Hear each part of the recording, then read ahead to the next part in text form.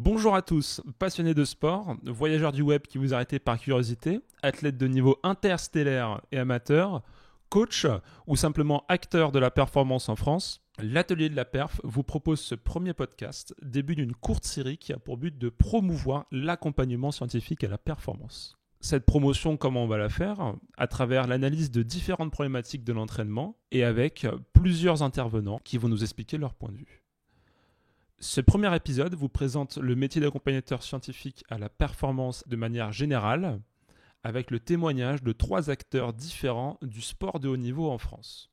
Aujourd'hui avec nous, Anaël Aubry est docteur en sciences du sport, conseiller scientifique auprès des équipes de France de triathlon de natation au libre et conseiller de l'équipe cycliste professionnelle BNB Vital Concept.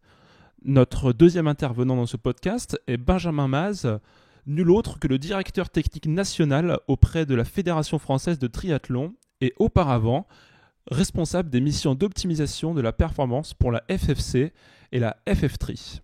Le troisième invité de ce podcast n'est pas des moindres, s'agissant de Karim Boussalem, entraîneur de l'équipe élite de l'US Créteil Natation. Alors, première question pour nos invités et première problématique du jour, c'est quoi un accompagnateur scientifique de la performance ? Qui est l'ASP ? L'ASP a différentes casquettes qui lui permettent de prendre des rôles différents. Selon Benjamin Maz, il serait aussi un support d'aide à la décision. Il faut permettre à ces sportifs et entraîneurs d'avoir des aides au choix, en fait. On ne peut pas se permettre que tout le monde lise 30, 40 revues scientifiques ou autres. Il faut pouvoir aller expertiser ça pour ce public particulier que sont les sportifs de haut niveau. Et au sein même des sportifs de haut niveau, c'est tel ou tel profil, regarde de son histoire, de sa construction, qu'est-ce qui est le plus adapté. Écoutons maintenant Anaël Aubry qui lui a un autre point de vue sur le rôle principal de l'ASP. Personnellement, je vois ça comme l'accompagnement des entraîneurs et ou des athlètes, suivant les structures dans lesquelles j'ai travaillé. En venant finalement les assister, les accompagner, le terme n'est pas très important, sur des thèmes qui sont centraux à leur performance, sur lesquels soit ils n'ont pas le temps d'aller parce qu'ils sont pris par leur quotidien, soit sur lesquels ils ne se sentent pas suffisamment à l'aise et ils ont besoin d'être soutenus, d'être accompagnés, ou oui, finalement, l'autre chose que je vois également, c'est de pouvoir permettre à l'entraîneur et à l'athlète de se concentrer au maximum sur le terrain, sur leur expertise. Karim Boussalem, quant à lui, rejoint Benjamin Maz sur 2 rôles supplémentaires que l'on peut accorder à un ASP. L'objectivation de la performance et une force de proposition d'adaptation de l'entraînement.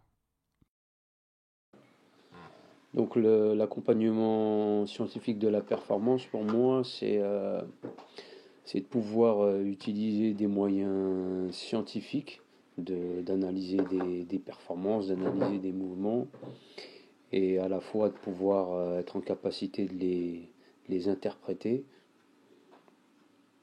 de les étudier, de les éplucher, et de pouvoir proposer éventuellement des options par rapport aux progressions qu'on peut essayer d'apporter, par rapport à le changement qu'on peut apporter à l'entraînement. Les outils et les méthodes que dispose en ASP, elles permettent d'aller un peu plus loin dans la recherche de l'activité, elles permettent d'aller un peu plus loin dans la connaissance de l'individu. On vous propose d'aborder une deuxième question autour de ces missions. Benjamin nous éclaire, Karim, lui, nuance.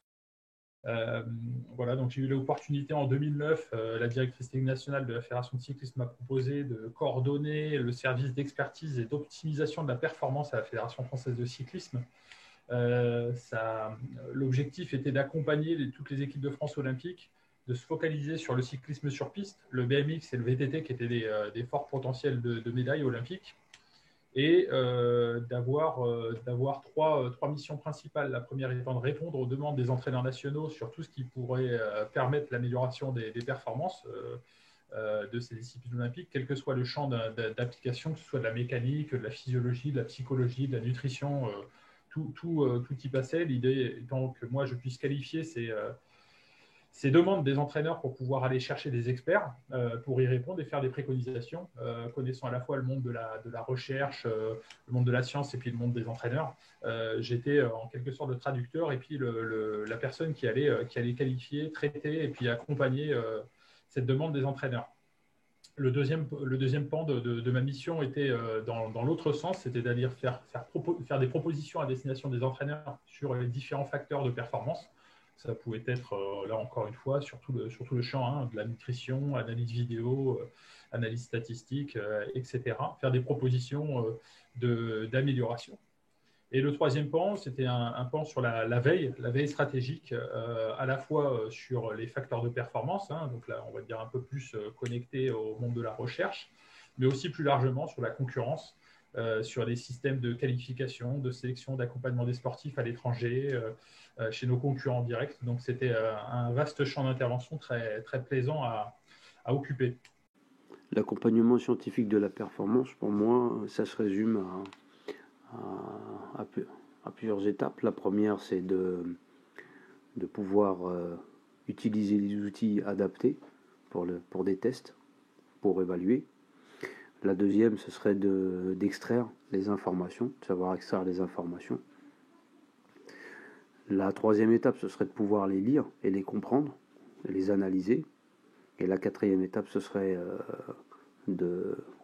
d'adapter le travail en fonction de l'individu, en fonction des forces qu'il a, en fonction des faiblesses qu'il a. Et bien évidemment, tout en prenant en compte la notion sur la durée. Part du principe que plus l'individu est suivi sur la durée, plus on arrive à collecter des données et plus on trouvera des réponses adaptées. Agir en tant qu'ASP implique plusieurs choses qui ne sont pas nécessairement explicites, mais qui sont néanmoins primordiales pour mener à bien ses missions. C'est la base sur l'accompagnement scientifique, à mon sens, elle est sur la caractérisation de l'activité, c'est-à-dire d'être bien au clair sur ce qui se passe sur l'activité sportive. Qu'est-ce que c'est que un cyclisme sur piste, l'effort en vitesse individuelle, ou là, pour le coup, en triathlon ou en paratriathlon, qu'est-ce qui se passe vraiment pour pouvoir gagner les courses, qu'est-ce qu'il faut faire pour être top 1, top 3, top 8, top 16, caractériser cela pour pouvoir être sûr de parler de la même chose. Voilà. Donc pour moi, les missions pour un accompagnateur scientifique de la performance, ce serait dans une première étape l'analyse de l'activité. Dans mon cadre, ce serait d'étudier un peu l'activité natation, d'identifier un peu les distances, les courses, de voir quels sont les paramètres des meilleurs nageurs nationaux, internationaux, et d'en dégager des informations. L'accompagnement scientifique, pour moi, c'est ça, c'est maîtriser les outils et être un peu à la pointe de la technologie, faire de la recherche au niveau de ces éléments-là. A l'inverse, il existe des qualités communes et fondamentales pour un ASP. Mais écoutons plutôt. J'insiste beaucoup, mais sur le savoir-être, qui est l'élément majeur sur ce type de fonction. C'est-à-dire qu'on a beau avoir toutes les compétences techniques, scientifiques ou autres, si on est un peu moins performant sur la dimension relationnelle, empathique, pédagogique, c'est plus qu'urgent d'aller la travailler, la développer. Déjà, je pense que l'empathie, dans le sens où pour moi, l'ASP, ce n'est pas de l'information descendante, mais c'est avant tout beaucoup d'humains pour bien comprendre le couple entraîneur-entraîné et leurs besoins, et pas simplement dire la science dit donc il faut faire. Je dirais de la passion, parce que encore une fois, même si tous les trois on est passionnés de sciences du sport, je pense qu'on est avant tout passionnés de sport en lui-même et d'entraînement et de performance, et qu'on est l'une des roues du carrosse de la perf, comme le sera l'entraîneur, le kiné, le docteur, le psychologue. Chacun aura sa place, c'est juste que chacun fera des choses différentes et dans des proportions différentes. S'il est force de proposition et qu'il est curieux, et puis s'il est en mesure de pouvoir harmoniser son travail avec celui de l'entraîneur, pour moi ça devient une personne indispensable pour créer de la performance. Et c'est avec ces échanges que nous fermons la première problématique qui était, je le rappelle, qui est l'ASP, quelles sont ses missions, ses qualités. Ouvrons maintenant le débat autour d'une deuxième problématique qui suit naturellement la première. Qu'apporte l'ASP à l'équipe ?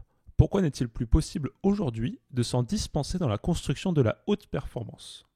Voici les réponses que l'on a pu obtenir à ce sujet. Est-ce que vous pensez que la valeur ajoutée qu'apporte l'ASP, est-ce qu'elle est aujourd'hui indispensable dans un projet de haute performance, en tout cas au triathlon ? Je pense que quelle que soit la discipline, elle est indispensable. Elle est indispensable. Certains le font sans le nommer comme ça, ASP. À mon sens, c'est un outil essentiel. On ne peut pas, à mon sens, aujourd'hui, mener un projet de performance olympique ou paralympique d'envergure sans avoir des personnes qui investissent ce champ-là et qui sont vraiment en support. C'est pour moi une fonction support essentielle. Deux idées nous restent à aborder et qui semblent importantes lorsqu'on parle d'accompagnement scientifique ou d'optimisation de la performance, qui sont la transmission de connaissances scientifiques et l'implication des fédérations sportives. Il apparaît en effet que la diffusion du savoir jouerait un rôle primordial dans le succès d'une mission d'ASP. Bien, pour élargir cette fonction, pour moi, le premier élément indispensable, c'est de pouvoir identifier des sujets ou des aspects sur lesquels on peut travailler, qu'on peut tester, et pouvoir en tirer des informations. À partir de ces informations-là, si elles sont mises en application dans le cadre de l'entraînement et qu'on obtient des résultats, je pense qu'il faudrait, dans un premier temps, diffuser ces résultats sur les réseaux sociaux, puisque l'ère numérique et les réseaux sociaux permettent ça maintenant, et qu'il faut pouvoir les mettre à contribution pour les autres. Pour moi, c'est un axe primordial, c'est la transmission, la diffusion, la transmission et l'appropriation des savoirs qui sont issus des travaux que l'on peut faire. Ça, c'est vital parce que c'est une grande richesse qu'on crée et qu'il faut pouvoir diffuser. Alors, c'est délicat parce que quand on est sur des choses assez pointues, qui peuvent donner un avantage stratégique par rapport à des concurrents internationaux, il est des choses qu'il faut diffuser de manière très précise. Il faut s'assurer que les canaux de communication soient les bons, de s'assurer que les modalités de présentation soient les bonnes, soient bien adaptées. Parce que finalement, ce que fait Vincent Louis, double champion du monde, ou Alexis Anquincan, triple champion du monde en paratriathlon, est-ce que tout ce que l'on a comme savoir qui sont issus de l'analyse de ces sportifs sont vraiment utiles pour l'entraîneur d'un minime dans un club régional ? Pour finir, la fédération semblerait être grandement impliquée dans la place que l'on accorde à l'ASP, notamment par les moyens matériels et humains qu'on lui accorderait. Bien sûr, le DTN il est très influent sur toute son organisation et ce qui va être plus ou moins prédominant dans l'organisation et dans la façon d'arbitrer éventuellement des prises de décision.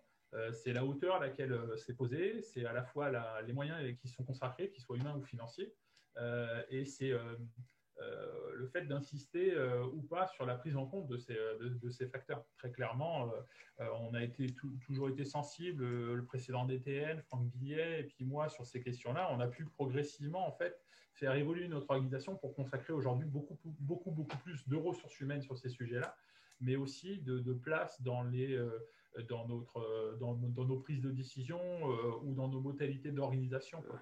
Ensuite, je pense que c'est aussi une fonction qu'il faut faire connaître auprès de la fédération de natation, dans mon cadre, moi, professionnel.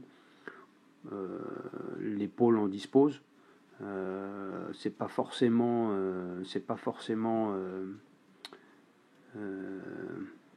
on n'a pas forcément d'informations à ce sujet-là.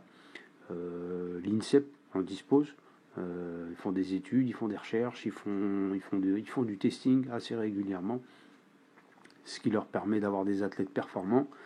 Ce n'est pas forcément la même chose dans le cadre associatif. Effectivement, la fédération, elle pourrait intervenir à ce niveau-là et un petit peu montrer l'efficacité de l'accompagnement de la performance Nous pensons avoir fait le tour de la question.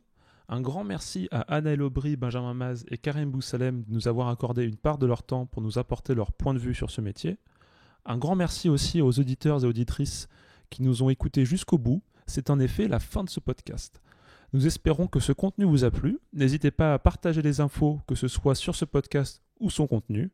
Nous vous donnons rendez-vous pour les prochains épisodes qui, comme nous l'avons dit en début de ce podcast, concernent différentes thématiques de l'entraînement. À ciao, bon sport!